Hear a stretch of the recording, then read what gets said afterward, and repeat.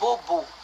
Emma Loès a tout ceci dans son salon depuis des années, mais aucune d'entre elles ne la soutient.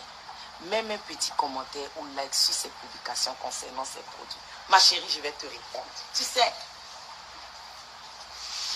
dans la vie, tes amis peuvent ne pas être intelligents, mais toi, il faut te démarquer. Bon, pour commencer, je dis bonjour à tout le monde. J'aimerais rire parce que je n'ai pas compris le mot « tes amis peuvent ne pas être intelligents, mais toi, tu dois te démarquer ». Ça s'adresse à qui? Qui n'est pas intelligent? C'est Emma qui n'est pas intelligente et puis toi, tu t'es démarqué, ou ça s'adresse à la personne qui a fait le commentaire? That's the question. Maintenant, j'aimerais vous dire que, les gens sont venus déranger pour rien sur ton mur. Machallah. Tu n'as jamais été ami avec Emma. Non, vous n'avez pas été ami. Tu as été une roupéro. Disons la vérité, machallah. Tu as toujours été roupéro de cette fille. Parce que tu cherchais ta place, tu cherchais des relations. À l'époque, tu n'avais rien, tu n'avais pas de relations. Alors tu racolais tout le monde, que ce soit les molars et que j'en passe là. Tu avais le même rôle que Johnny Bravo aujourd'hui. D'accord? Quand tu as su net que maintenant, tu sais sur quoi tu as mis ton pied, tu as commencé à t'attaquer aux gens. Tu as commencé à prendre du recul. Tu ne soutenais pas pour rien. Tu soutenais parce que tu avais tes intérêts.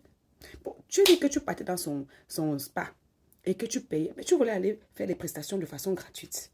Elle est venue dans ton émission. Normalement, il y a des émissions où pour que quelqu'un vienne, tu payes. Tu l'as payé. Je dis à Chikangongoli, c'est très bien fait. Parce que vous êtes assis ici sur ma BS.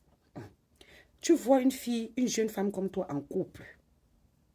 Tu te lèves, tu racontes qu'elle est lélé, qu'elle a gnasse avec telle fille, qu'elle a bagarré avec telle fille et tout. Tout ça, c'était pourquoi?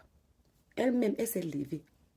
Elle qui ne reproche jamais à personne. Elle a fait un statut comme quoi, ouais, t'inquiète pas, nous, on sait ce qui est la vérité pour te soutenir. Ce que tu n'as pas supporté, c'est parce que quand Apuchou s'est levé, commençait à te titiller un peu. Parce que oui, il y a longtemps que tu titilles la mère d'Apuchou, disons la vérité. Apuchou a essayé de te répondre un peu. Tu dis que oh, tu as déjà appelé UDM. Si UDM n'arrête pas l'histoire, ça veut dire que c'est elle qui est derrière Apuchou et j'en passe. Pourtant, à côté, ça faisait des années que Aya était sur UDM.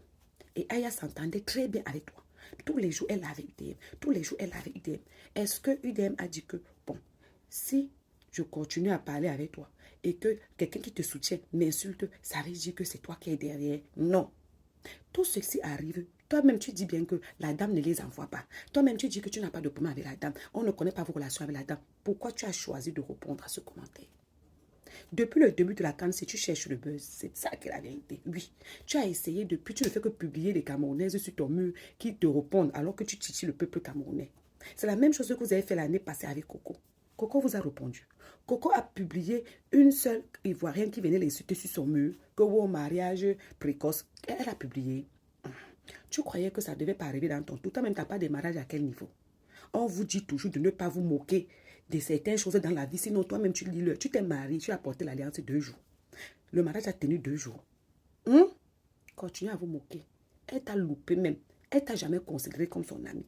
Et toi-même, tu le sais. Tu étais roupéro. Tu économisais tes 500 francs pour aller faire des prestations. Parce que tu voulais continuer à rester auprès d'elle pour profiter de certaines choses. Parce qu'elle a des relations. Quand on vous voit avec elle, on vous ouvre certaines portes. Ça, c'est connu.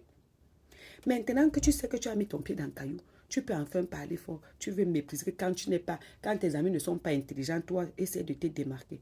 Toi, je ne veux pas dire quelque chose. Je te laisse. À bisous.